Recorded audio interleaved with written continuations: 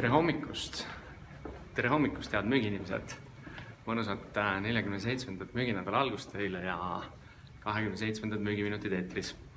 Täna hommik on mul siin päris huvitavas kohas, nimelt TTÜ Mektori konverentsikeskuses. Ja miks ma siin olen?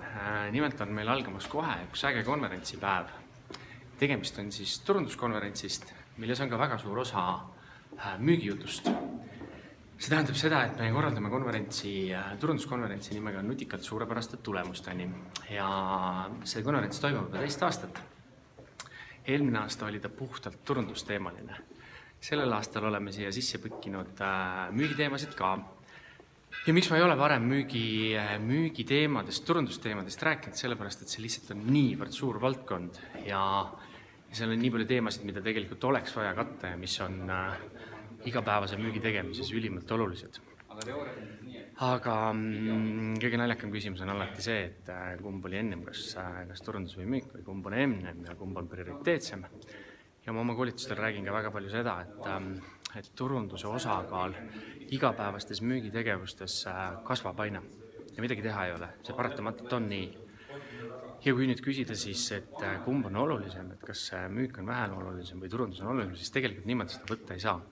Kuidas seda võtta saab? Saab võtta nii, et turundus ja müügimeeskond peavad tegema väga tihedalt koostööd. Sõna otseses mõttes külg külje kõrval koostööd. Ja turundus saab müügilt sisendi. Ehk siis, kui müük ei ütle turundusele, mida tegema peaks, siis turundus ei peaks mitte midagi tegema.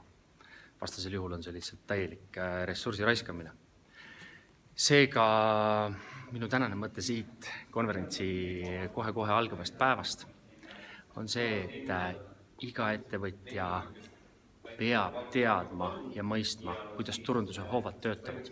Ja seal ei ole mitte midagi muud, kui lihtsalt tuleb see endale selgeks teha. Ja selleks kulub lihtsalt natukene aega ja natukene uurimist, aga siis, kui sa hakkad aru saama, kuidas turunduse hoovad töötavad müügi kasuks, siis oskad sa ka turundust kontrollida ja suunata.